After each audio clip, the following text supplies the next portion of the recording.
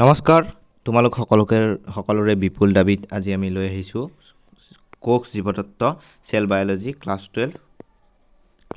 Anthropology আৰ্টছৰ প্ৰথম চেপ্টাৰৰ question answer এতিয়া প্ৰথমে আমি প্ৰথম প্ৰশ্নটোলৈ আগবাঢ়িছো যথেষ্টখিনি প্ৰশ্ন আছে যে কোষবোৰ পোনপ্ৰথমে কোনে লক্ষ্য কৰিছিল অৰ্থাৎ কোষবোৰ পোনপ্ৰথমে আমাৰ ৰবাৰ্ট হুকে লক্ষ্য কৰিছিল গতিকে তোমালোকে ইয়াতে লিখিবা ৰবাৰ্ট হুকে কৰ্ক সেলত অৰ্থাৎ কৰ্ক সেল মানে হৈছে গছৰ কিছুমান সেল আছিল টান গছৰ ডেড সেল আছিল হেবিলাক অজীৱিত ডেড অৰ্থাৎ মৃত সেল আছিল সেই মৃত সেল বিলাকৰ পৰা পোনপ্ৰথমে তেওঁ কোষ বিলাক লক্ষ্য কৰিছিল আৰু এন্টনি ফন লিউৱেন হুকে তেওঁ নিজে হাতে আৱিষ্কাৰ কৰা মাইক্ৰোস্কোপৰ দ্বাৰা পোনপ্ৰথমতে জীৱিত কোষ লক্ষ্য কৰিছিল বা ষ্টাডি কৰিছিল কোষৰ দুটা প্ৰধান অংশ কি কোষৰ দুটা প্ৰধান অংশ হৈছে তোমালোকৰ ইয়াতে কোষ পৰশ আৰু নিউক্লিয়াছ বা আমি যদি অসমীয়াত ক'বলৈ যাওঁ কোষ কেন্দ্ৰ ওকে ক্লিয়াৰ নেক্সট মানৱ দেহৰ দুটা প্ৰধান কোষ এটা হৈছে মানৱ দেহৰ প্ৰধান কোষ এটা যদি ক'বলৈ যাওঁ এক নম্বৰত তোমালোকে লিখিবা জনন কোষ অৰ্থাৎ ৰিপ্ৰডাক্টিভ কোষখিনি যাক গেমিট সেল বুলিও কোৱা হয় নেক্সট দুই নম্বৰতে আমাৰ হৈছে যিখিনি দৈহিক কোষ জনন কোষৰ আমাৰ n প্লয়ডি লেভেলটো n আৰু দৈহিক কোষৰ আমাৰ প্লয়ডি লেভেলটো হৈছে twice n okay next question number 4 কোষৰ সংজ্ঞা দিয়া কোষৰ সংজ্ঞা যদি আমি ইংৰাজীত লিখিব লাগে যে cell is the structural and functional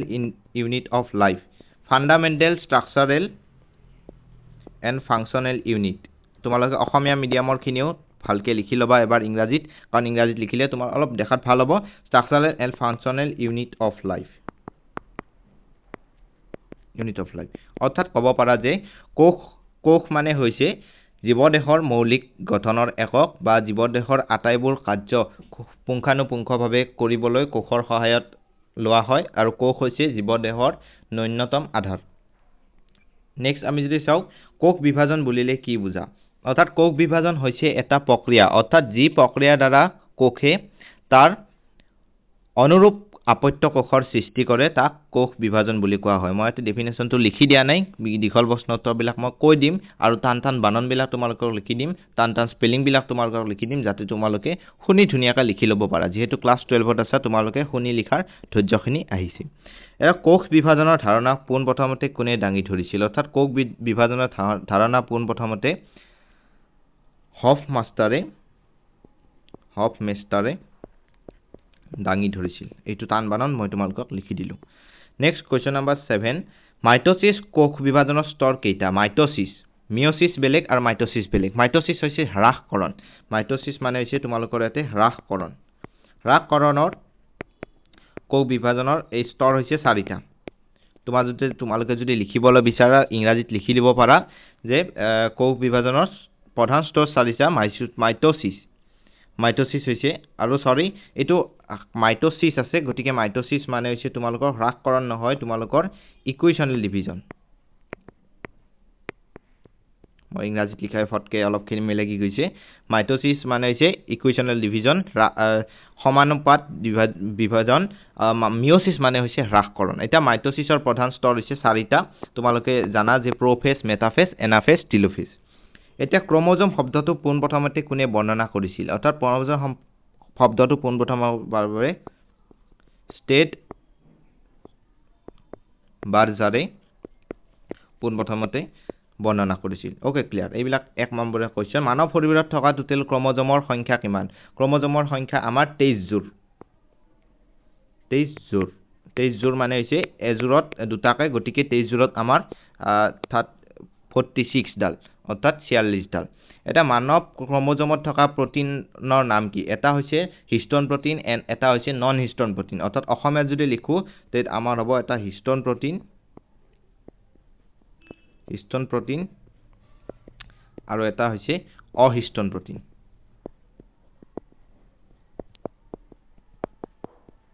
তোমালোকে এইখিনি লিখি ল'বা নেক্সট কোৱেশ্চন নম্বৰ 12 আছে মানৱ কোষৰ এটা চিত্ৰ আঁকি ইয়াৰ বিভিন্ন অংশবোৰ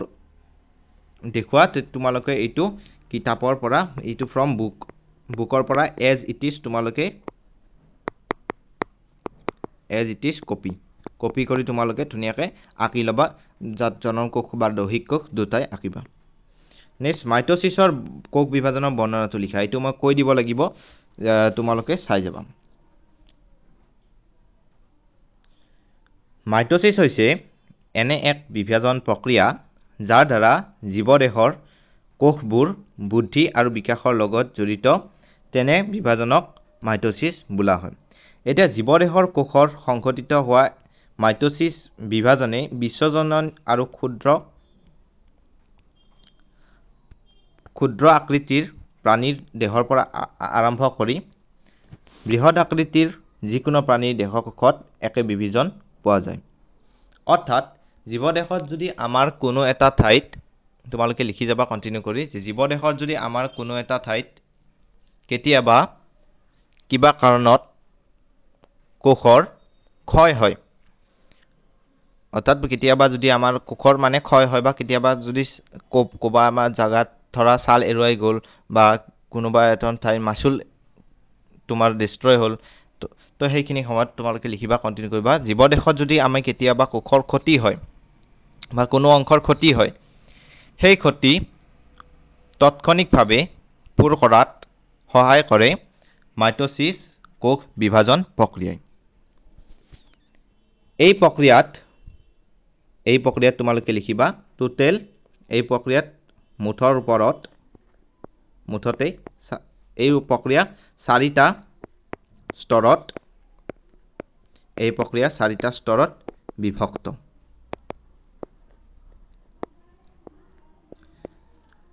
এই প্ৰক্ৰিয়াৰ ক্ষেত্ৰত তোমালোকে কন্টিনিউ কৰি যাবা এই প্ৰক্ৰিয়াৰ ক্ষেত্ৰত চাৰিটা স্তৰ বিভক্ত এই প্ৰক্ৰিয়া চাৰিটা স্তৰত বিভক্ত এতিয়া স্তৰবোৰ তোমালোকে লিখিবা স্তৰবোৰ ক্ৰমে আদ্য স্তৰ যাৰ ইংৰাজী শব্দ হৈছে প্ৰফেজ তোমালোকে ইংৰাজীটো লিখি যাবা ব্ৰেকেটত আদ্য স্তৰ ক লিখি তোমালোকে আদ্য স্তৰ লিখিলা এতিয়া খ লিখি তোমালোকে লিখা মধ্য স্তৰ তাৰপিছত তোমালোকে মধ্য স্তৰ মানে হৈছে মেটাফেজ তাৰ তলত তোমালোকে লিখা উপান্ত স্তৰ গতে তোমালোকে লিখা উপান্ত স্তৰ যাৰ ইংৰাজী প্ৰতিশব্দ হৈছে এনাফেজ এণ্ড ঘ নম্বৰটো তোমালোকে লিখা অন্তঃস্তৰ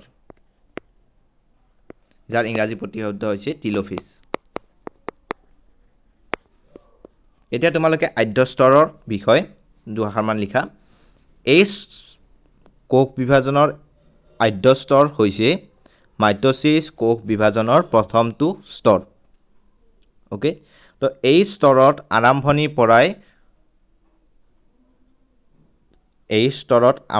পৰাই ক্ৰোমোজোমবোৰ কেঁকুৰি সূতা আকাৰৰ ধাৰণ কৰি নিউক্লিয়প্লাজম পদ্ধতিৰে প্ৰত্যেকডাল ক্ৰোমোজোমেই দীঘে দুভাগত বিভক্ত হয় অৰ্থাৎ এই প্ৰক্ৰিয়াত পোনপ্ৰথমবাৰৰ বাবে কোষটোৱে নিউক্লিয়াৰ মেমব্ৰেন গলজি সংঘ এইবিলাক সেল কোষাণু নোহোৱা হয় ইফালে গতে লিখিবা তোমালোকে মধ্য স্তৰ এই স্তৰ আৰম্ভ হোৱাৰ লগে লগে ক্ৰোমোজোম বিলাক এখন থালৰ নিচিনা কোষটোৰ মাজত আহি উপস্থিত হয় আৰু এই স্তৰটোক এই থালৰ বা এই প্লেটৰ নিচিনা অংশটোক মেটাফেজিক প্লেট অৰ্থাৎ মধ্যস্তৰিক প্লেট হিচাপে জনা যায়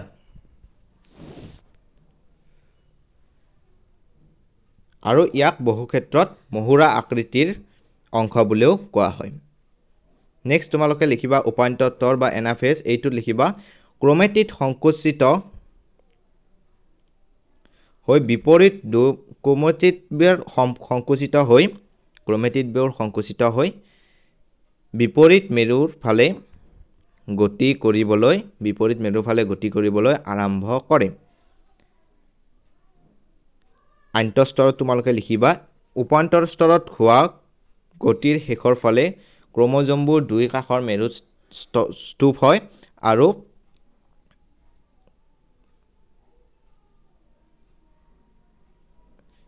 কোষৰ অংগাণুসমূহ ক্ৰমে দেখা পোৱা হয় আৰু দুটা পৃথক চেলৰ জন্ম হয়। অৰ্থাৎ বুজি পাইছা দুটা পৃথক আৰু সমান আকাৰ আকৃতিৰ কোষৰ গঠন হয়। নেক্সট কুৱেশ্যন নম্বৰ 14 তোমালোকে লিখিবা মাইটোসিছ আৰু মিয়োসিছৰ বৰ্ণনা তোমালোকে এইফালে তোমালোকে প্ৰথমে মাইটোসিছ লিখি ল'বা আৰু এইফালে তোমালোকে মিয়োসিছ লিখি ল'বা।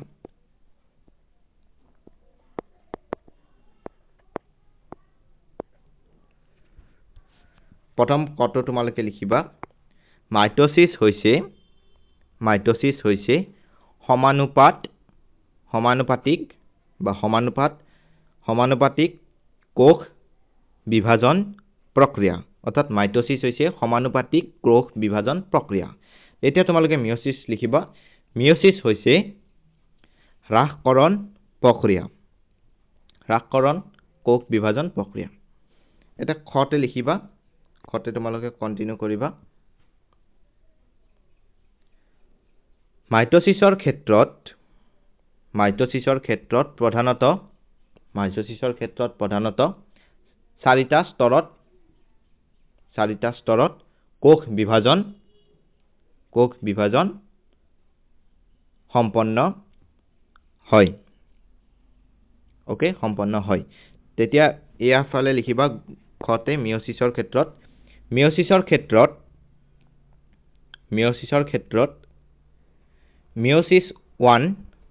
মিয়োসিছ 1 and মিয়োসিছ 2 নামৰ দুটা স্তৰত এই বিভাজন সংঘটিত হয় আৰু প্ৰত্যেকটো বিভাজন স্তৰতে আকৌ চাৰিটাকে অনুস্তৰ থাকে। অৰ্থাৎ চাৰিটাকে আৰু ক্ষুদ্ৰ স্তৰ থাকে। নেক্সট ফালে গতে লিখিবা যে মাইটোসিছৰ কাইছমেটা মানে হৈছে এক শেপড এটা ষ্ট্ৰাকচাৰ এক্সৰ নিচিনা দেখি তো কাইছমেটা সৃষ্টি নহয় মাইটোসিছৰ কাইছমেটা সৃষ্টি নহয় কিন্তু মিয়োসিছত কাইছমেটাৰ সৃষ্টি হয়।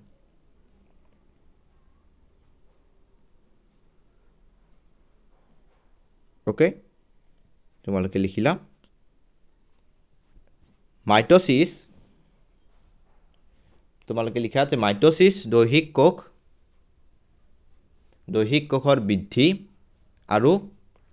বিকাশৰ লগত জড়িত। এইফালে তোমালোকে মিয়োসিছ লিখা যে মিয়োসিছ হৈছে জনন কোষৰ বৃদ্ধি বা জনন কোষৰ বিভাজনৰ লগত মিয়োসিছ জড়িত। ক্লিয়াৰ। নেক্সট আমি কুৱেশ্যন নম্বৰ 15 চাম ক্ৰমোজম এটাৰ বিভিন্ন অংশবোৰ চিত্ৰৰ সহায়ত দেখুওৱা। ক্ৰমোজম আৰু তোমালোকে এনেকৈ আঁকি ল'বা ক্ৰমোজম এটা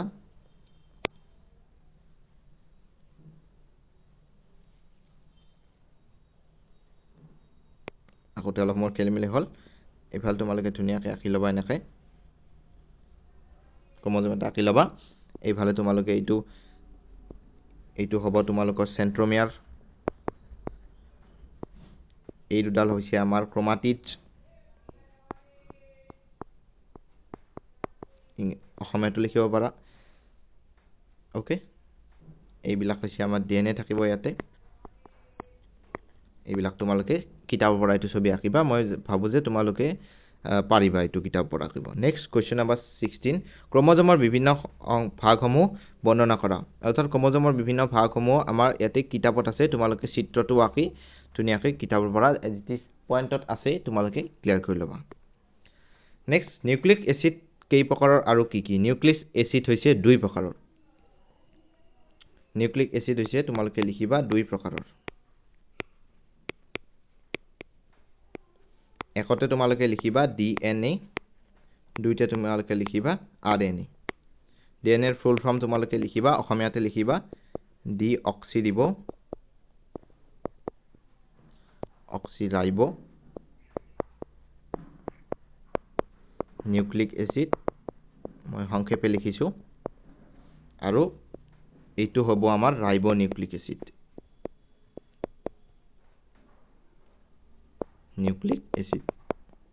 তোমালোকে সম্পূৰ্ণকৈ লিখিবা নেক্সট কোৱেশ্চন নম্বৰ 80 কোষৰ আকাৰ কেনে ধৰণৰ বৰ্ণনা কৰা অৰ্থাৎ কোষৰ আকাৰবোৰ বৰ্ণনা কৰিবলৈ গ'লে কোষ তোমালোকে লিখিবা কোষ হৈছে জীৱদেহৰ মৌলিক গঠনৰ একক লিখিলা এটা নেক্সট লাইন তোমালোকে লিখিবা কোষবোৰ হৈছে অতি ক্ষুদ্ৰতম অৰ্থাৎ কোষবোৰক খালি চকুৰে মনিব নোৱাৰি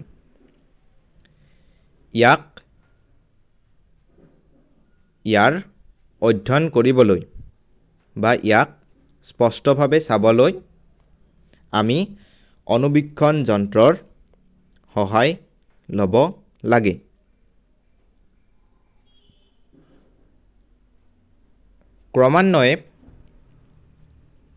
ক্ৰমান্বয়ে অনুবীক্ষণ যন্ত্ৰসমূহৰ তোমালোকে লিখি যাবা কন্টিনিউ কৰি ক্ৰমান্বয়ে অনুবীক্ষণ যন্ত্ৰসমূহৰ বিকাশ হোৱাৰ লগে লগে ইলেক্ট্ৰন তোমালোকে লিখিবা বাননটো ইলেক্ট্ৰন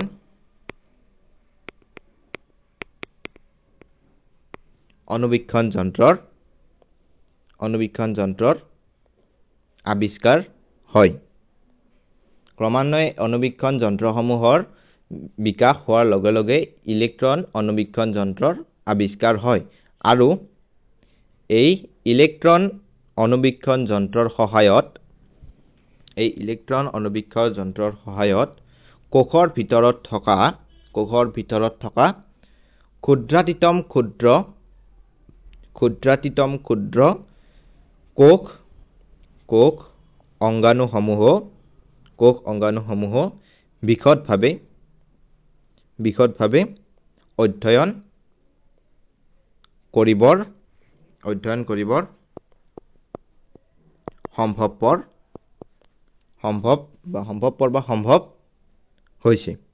অধ্যয়ন কৰিবৰ সম্ভৱ হৈছে এতিয়া কিছুমান কোষ আকাৰত দীঘল আৰু ডাঙৰ হয়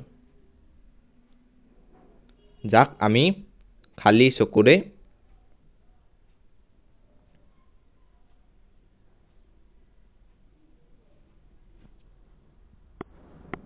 দেখা নাপাওঁ যদিও সৰল অনুবীক্ষণ যন্ত্ৰত আমি ইয়াৰ গঠন চাব পাৰোঁ উদাহৰণস্বৰূপে স্নায়ু কোষবিলাক অৰ্থাৎ নিউৰনবিলাক তোমালোকে কাষত লিখি ল'ব পাৰা নিউৰনবিলাক যথেষ্ট ডাঙৰ কোষ হয়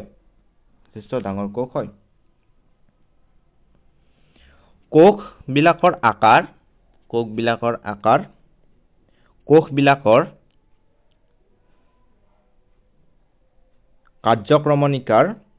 কাৰ্যক্ৰমণিকাৰ লগত জড়িত অৰ্থাৎ কোনোবা যিটো চেলে যিভাৱে কাৰ্য কৰিব সেইভাৱে তাৰ ষ্ট্ৰাকচাৰটো সলনি হ'ব কোষসমূহ সাধাৰণতে গোলাকাৰ কমাদি লিখিবা ঘূৰণীয়া বা দীঘলীয়া চুঙা আকৃতিৰ নলী আকৃতিৰ ডিম্বাকৃতিৰ ইত্যাদি আকৃতিৰ হ'ব পাৰে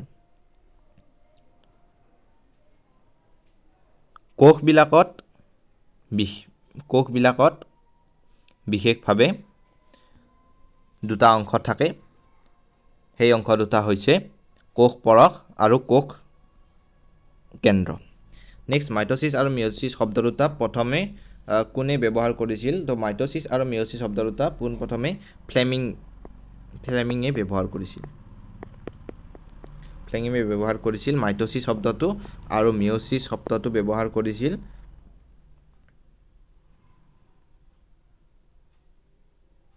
জেবি ফৰামৰ। নেক্সট আছে কুৱেশ্যন নম্বৰ 20। ক্ৰমোজম শব্দৰ অৰ্থ হৈছে ক্ৰমোজম অৰ্থৰ শব্দ হৈছে ক্ৰমা, যাৰ অৰ্থ হৈছে ৰং। ক্ৰমা মানে ৰং আৰু সোমা মানে হৈছে শৰীৰ, অৰ্থাৎ শৰীৰৰ আধাৰ। উৎসেচক শব্দটো পোনপ্ৰথমতে কোনে প্ৰয়োগ কৰিছিল? উৎসেচক শব্দটো পোনপ্ৰথমতে ফ্ৰেডৰিক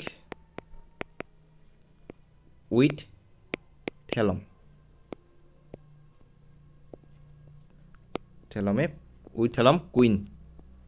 কুহনে প্ৰথমে ব্যৱহাৰ কৰিছিল। উৎসেচকসমূহৰ কাৰ্য বৰ্ণনা কৰাত যে উৎসেচকসমূহক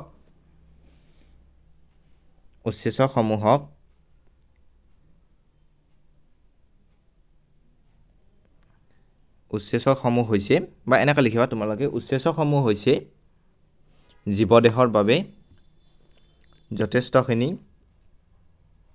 প্ৰয়োজনীয় এক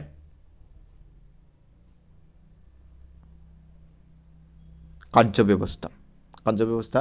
লগত জড়িত এইখিনি উৎসেচক হৈছে। তোমালোকে লিখা কণ্টিনিউ কৰা, মই এইখিনি লিখাখিনি কৰিছোঁ যে জীৱদেহটো, তোমালোকে লিখা যে জীৱদেহটো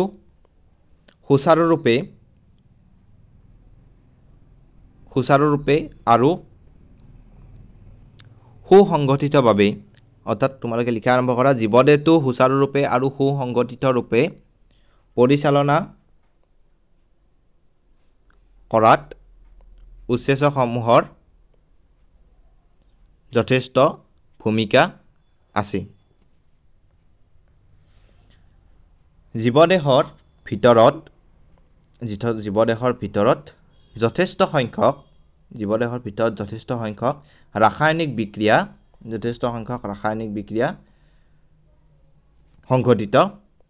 সংঘটিত হয়। আৰু এই ৰাসায়নিক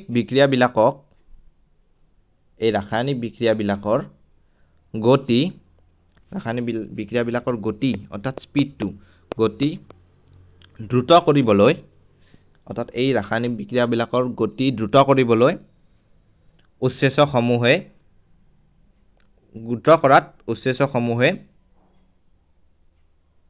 প্ৰধান ভূমিকা পালন কৰে। ইয়াৰ মূল কাৰ্যই হৈছে, তোমালোকে লিখিবা,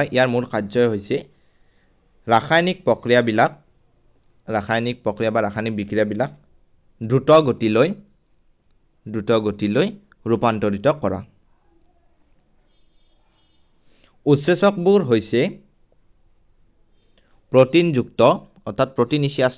প্ৰটিনযুক্ত অনুঘটক। জীৱদেহৰ ভিতৰত সংঘটিত হোৱা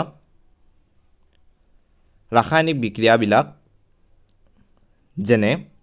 পাচন প্ৰক্ৰিয়া, ৰেচন প্ৰক্ৰিয়া, জনন প্ৰক্ৰিয়া, তেজ ঘনীভূত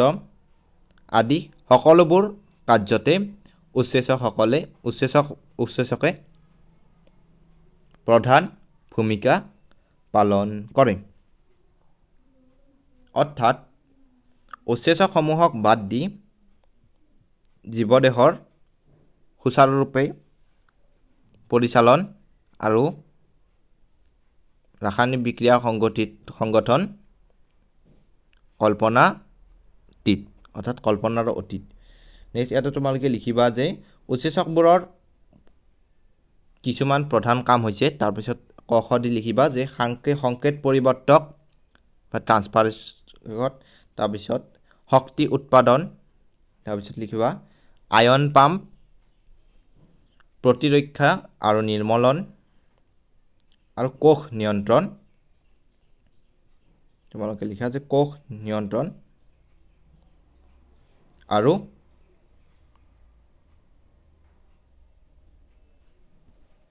কোষ নিয়ন্ত্ৰণ আৰু ৰাসায়নিক বিক্ৰিয়া দ্ৰুতকৰণ।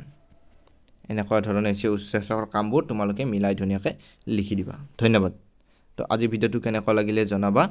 কোষ তত্ত্বৰ আমি সকলোবোৰ ডিছকাশ্যন কৰিলোঁ ওৱান শ্বটত।